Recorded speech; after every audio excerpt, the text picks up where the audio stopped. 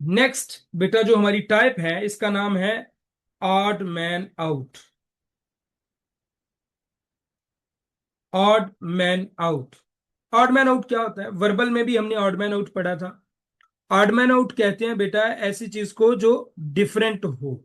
हमें वर्बल में क्या दिया जाता था? 4 से 5 शेप्स, चीजें दे दी जाती थी और उन 4 से 5 चीजों में से हमने ये बताना होता था कि कौन सी चीज डिफरेंट है, कैटेगरी डिफरेंट है। अब odd man out non verbal में भी ऐसा ही सीन है। नॉन वर्बल में क्या है, हमें 4 से 5 शेप्स या ग्रुप ऑफ शेप्स दे दिए जाते हैं और वो कहते हैं इनमें से कौन सा ग्रुप डिफरेंट है या कौन सी शेप डिफरेंट है। हमारे पास एक क्वेश्चन है, which one is odd man out.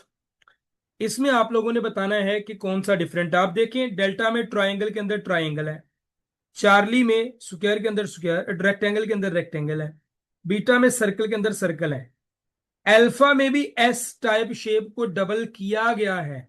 लेकिन याद रखें, आपके पेपर में बड़ी ये क्वेश्चन एक पक्का आता है।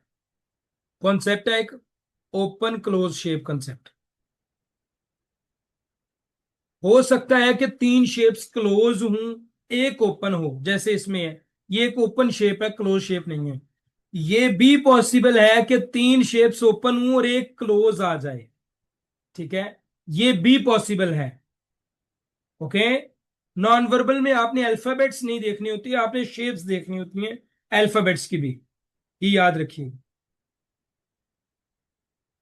ओके, इस क्वेश्चन को देखें जरा। ये बड़ा इंपॉर्टेंट क्वेश्चन है और एक और चीज आपने इसमें देखनी है, ये थोड़ा सा एडवांस है। अच्छा, नॉन वर्बल हल करते हुए ना आपको 2-3 चीजों का पता होना चाहिए। पहली चीज, ये घड़ी आपके जहन में रहनी चाहिए। इधर बेटा 12 बजते हैं, इधर 3 बजते हैं, इधर 6 और इधर 9। ये याद रखना है आपने, पहली चीज। दूसरी चीज आपने याद रखना है, जिस समय को घड़ी चलती है ना, इसे कहते हैं क्लॉक वाइज रोटेशन। और घड़ी की उल्टी सम्मत को कहते हैं एंटी क्लॉक वाइज रोटेशन। ये 2-3 चीजें आपने याद रखनी है। अगर शेप 90 डिग्री पे रोटेट हो रही होगी ना, तो वो 12 से 3, 3 पे 6, 6 से 9, 9 से 12, इस तरह से रोटेट होगी। और अगर 45 पे रोटेट हो रही होगी तो 12 से पहले इधर आएगी, फिर रोटेट होकर 3 पे जाएगी, फिर इधर आएगी बीच में, फिर 6 पे जाएगी, फिर इधर आएगी, फिर 9 पे जाएगी, फिर इधर आएगी, फिर 12 पे जाएगी। यानी कि स्टॉप आपने याद रखने हैं। 90 डिग्री पे जब भी कोई शेप रोटेट होती है, पहले 12 पे, फिर 3, फिर 6, फिर 9 पे जाती है, फिर 12 पे जाती है, इस तरह से होती है। अब आप इस शेप को जरा देखें। अल्फा, बीटा, चार्ली, डेल्टा, ईटा, आपने सारी शेप्स देख ली। इसमें रोटेशन तो हो रही है, लेकिन इससे इंपॉर्टेंट एक चीज हो रही है जो आपको नजर बिल्कुल नहीं आ रही। शेप से ज्यादा इंपॉर्टेंट, रोटेशन से ज्यादा इंपॉर्टेंट इधर एक चीज हो रही है जो आपको बिल्कुल नजर नहीं आ रही। एक चीज नोट करो, इधर जो लाइंस हैं, हॉरिजेंटल लाइंस और वर्टिकल लाइंस हैं शेप में, जब आप इसको किसी भी जगह लेके जाओगे तो आगे आगे ये लंबी वाली लाइन नहीं चलेंगी, आगे लंबी वाली लाइन होगी। ये देखो, आगे लंबी वाली लाइन, आगे लंबी वाली लाइन, आगे लंबी वाली लाइन। बीटा शेप एक वाहिद शेप ऐसी है जिसमें उन्होंने इस लाइंस का पैटर्न चेंज कर दिया। जरा गौर करो पहले, लाइंस की पैटर्न, लाइंस की पोजीशन चेंज हो गई है। दैट इज वाई इधर ऑड मैन आउट बीटा है। आप जरा गौर करो पहले, ऐसे नहीं यस सर कर देना या जी सर कर देना। जब तक आप गौर नहीं करोगे आपको क्वेश्चन की समझ नहीं आएगी और पेपर में भी आप गलत करोगे। बेशक यहां पे रोटेशन हो रही है, अगर ये लाइंस की पोजीशन का इशू नहीं होता फिर हम रोटेशन वाइज देखते। लेकिन अब सबसे मेजर पोर्शन तो ये है कि शेप ही डिफरेंट हो गई है बीटा वाली, दैट इज वाई हम रोटेशन की तरफ जा नहीं थे। ठीक है, लाइंस का पैटर्न चेंज हो गया है, उन्होंने इंटरचेंज कर दिया पैटर्न। बाकी सब में अल्फा, चारी, डेल्टा, ईटा में सेम पैटर्न चल रहा है। द बिग लाइंस या वर्टिकल लाइंस आगे आगे चल रही हैं, हॉरिजेंटल लाइंस या छोटी वाली लाइंस जो है वो पीछे पीछे आ रही हैं उनके। ओके, इस क्वेश्चन का जवाब दें, बड़ा आसान, छोटू सा, सिंपल सा क्वेश्चन है।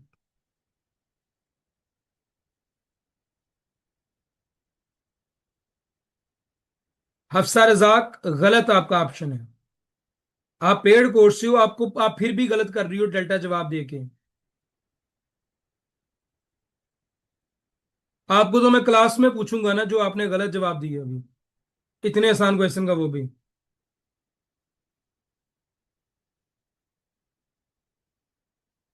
ओके,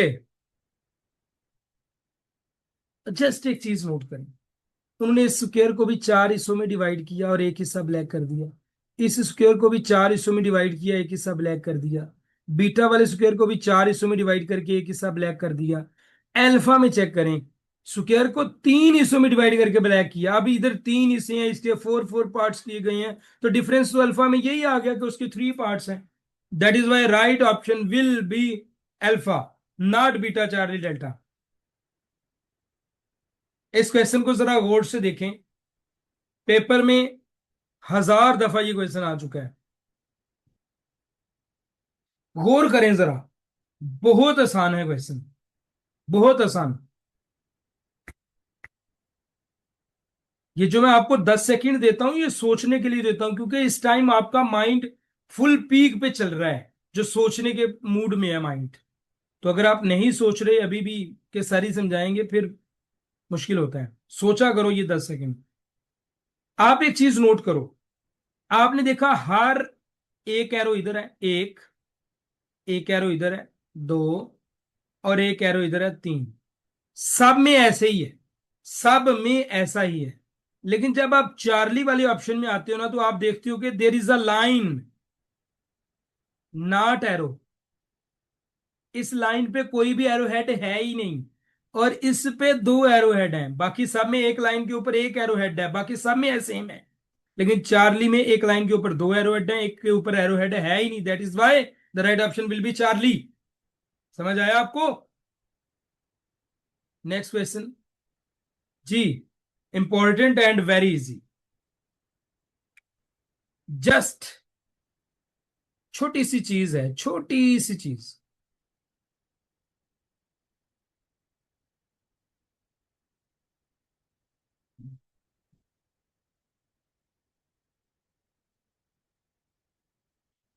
ये क्वेश्चन मुझे समझाने की जरूरत तो नहीं है, ये समझा दूं? ये क्वेश्चन मुझे समझाने की जरूरत है या समझा दूं? Yes sir, no? आप एक चीज नोट कर लो, इन सब में हॉरिजेंटल लाइंस हैं, हर एक में देखो सीधी सीधी लाइंस हैं। इधर लाइंस अलग तरह की हैं, लाइन का पैटर्न चेंज है। बस इतनी सी बात है। ओके, इस क्वेश्चन का जवाब दें, इस क्वेश्चन का जवाब दें बेटा, इस क्वेश्चन का जवाब दें बेटा।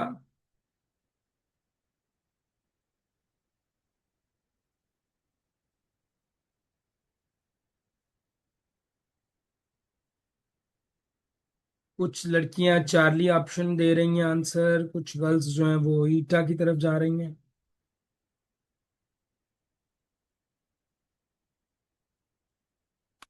10 सेकंड है, सोच लें। 10 सेकंड है, सोच लें बेटा। डेल्टा भी आया एक माशाल्लाह से। ओके, आप now listen to me, listen to me, I said now. आपने सबसे पहले ब्लैक वाले एरोज देखनी है। There are three black arrows, yes. इधर भी थ्री हैं, इधर भी थ्री हैं, इधर भी थ्री हैं, इधर भी थ्री हैं, सब में थ्री ब्लैक एरोज हैं। किसी भी पोजीशन में हैं, लेकिन हैं। अल्फा में देखो, to circles one arrow, to circles one arrow, to arrows one circle, to circles one arrow, to circles one arrow. यानी हर शेप में दो सर्कल्स, एक एरो है। चार्ली में दो एरोज एक सर्कल है। The right option is Charlie. कैसा हुआ? क्वेश्चन आसान था, लेकिन आप लोगों ने गलत किया। ट्रिक का मतलब पता है क्या होता है? ट्रिक का मतलब होता है कि जहन में रखना कि क्वेश्चन कैसे हल हो सकता है। इट मींस यहां पे काउंटिंग हो रही है ना, यहाँ पे काउंटिंग हो रही है ना, तो आपको जहन में रखना है कि काउंटिंग की बेसिस पे भी क्वेश्चन हल हो सकता है नॉन वर्बल का। नेक्स्ट, इस क्वेश्चन का जवाब दें। अच्छा, अगर पेड क्लासेस ज्वाइन करनी है एफएनएस के लिए या किसी भी ब्रांच के लिए, आर्मी नेवी एयरफोर्स की, तो आप इस पे कांटेक्ट करके क्लासेस ले सकते हैं। क्वेश्चन का जवाब दें, आपको नहीं मैंने बोला। घड़ी जहन में रखी हुई थी, ये घड़ी जहन में रख के जवाब दें। घड़ी को जहन में रखते हुए जवाब दें। और देखें ये क्लॉकवाइज रोटेशन हो रही है या एंटी क्लॉकवाइज रोटेशन हो रही है। ये क्वेश्चन जो है ना, ये रोटेशन बेस्ड क्वेश्चन है। जो भी आप आंसर दे रहे हैं ना, साथ रोटेशन भी लिखे, क्लॉकवाइज रोटेशन हो रही है, एंटी क्लॉकवाइज, और किस एंगल पे हो रही है, 90 डिग्री या 45 डिग्री। अक्सर जो पेपर में आते हैं यही दो एंगल्स आते हैं, या तो 45 डिग्री पे रोटेशन होती है या 90 डिग्री पे रोटेशन होती है। और रोटेशन दो ही तरह की होती है, क्लॉकवाइज या एंटी क्लॉकवाइज। अब अगर हम इस क्वेश्चन में देखें, तो क्वेश्चन देखें, पहले मैं इस लाइन को बेस बनाता हूं। इस लाइन को मैं बेस बना रहा हूं। ये लाइन 9 की तरफ है। अब ये लाइन आ गई 6 की तरफ, नीचे देखो बीटा में। फिर ये लाइन चल गई 3 की तरफ। नहीं नहीं, इधर तो है ही गलत है। इधर कॉन्सेप्ट ही गलत किया हुआ है। क्योंकि ये वाली क्या आंसर दिया आप लोगों ने? आप लोगों ने आंसर क्या दिया? CDF। ओके, मेरी बात आप गौर से सुनो। बेटा जब रोटेशन हो रही हो ना, ये पहले 9 की तरफ है, फिर ये रोटेशन एंटी क्लॉकवाइज हुई, ऊपर को चला गया, फिर ये रोटेशन ऐसे एंटी क्लॉकवाइज दोबारा से हुई, ये हो गया। अब जब इसकी रोटेशन होनी थी ना, तो इसने नीचे को आना था, लाइक ये जो ट्रायंगल है ना, ये नीचे को बनी थी इस तरह से। इस तरह से होना चाहिए था। बट डेल्टा में उन्होंने रोटेशन सही नहीं की, दैट इज वाई डेल्टा हमारा राइट ऑप्शन। ठीक हो गया। आड मैन आउट कौन सा है जिसने सीरीज खराब की? वो डेल्टा ऑप्शन। रोटेशन आपने जस्ट देखनी है इस क्वेश्चन में। इस क्वेश्चन की समझ आई है आप लोगों को या नहीं आई? मुझे ये बता दें पहले। आप लोगों को इस क्वेश्चन रिपीट कर दूं, मुझे पता था कि ये क्वेश्चन रिपीट करने के काबिल है। लाइन देखेंगे, क्यों नहीं देखेंगे? लेकिन शेप पूरी की पूरी रिपीट हो रही है ना। बेटा देखो, एंटी क्लॉकवाइज रोटेशन हो रही है। जब ये शेप एंटी क्लॉकवाइज ऐसे रोटेट हुई 90 डिग्री पे, तो बीटा ऑप्शन आ गया। फिर जब ये वाली शेप रोटेट हुई 90 डिग्री पे, तो ये इस तरह से ये शेप बन गई चार्ली।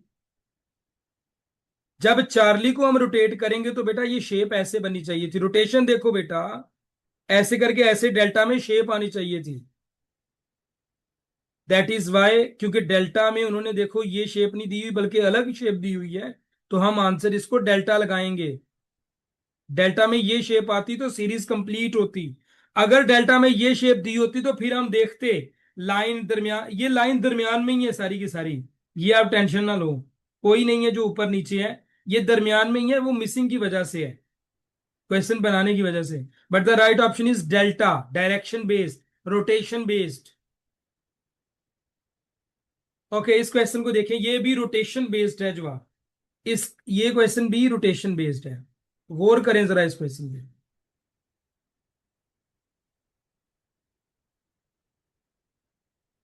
ये जो लड़कियां, मैंने पहले भी बोला है कि आप लोग यूज करते हो ना अपना मार्कर या टिक विक यूज करते हो।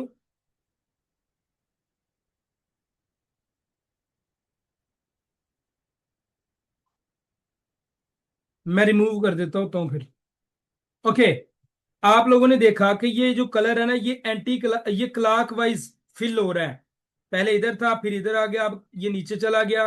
अब इधर आना चाहिए था, ये इस शेप में ना, इधर से कलर जब शिफ्ट होना था तो इधर आना चाहिए था, लेकिन उधर दिया इधर हुआ है, that is why right option delta. Question की समझ आई? क्वेश्चन की समझ आई या नहीं आई?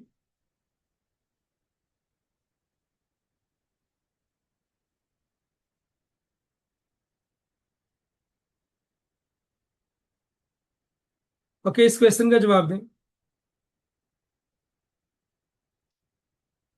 बड़ा आसान सा ये भी क्वेश्चन है, इसका जवाब देने की कोशिश करें जरा।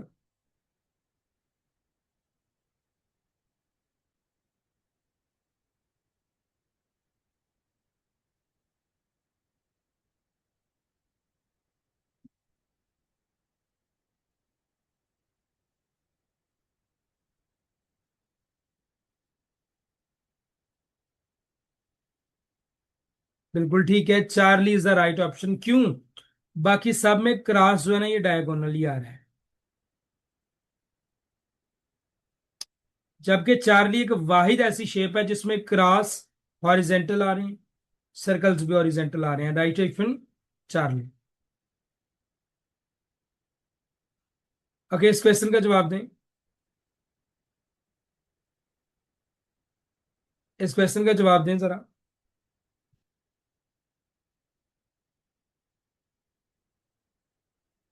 बीटा,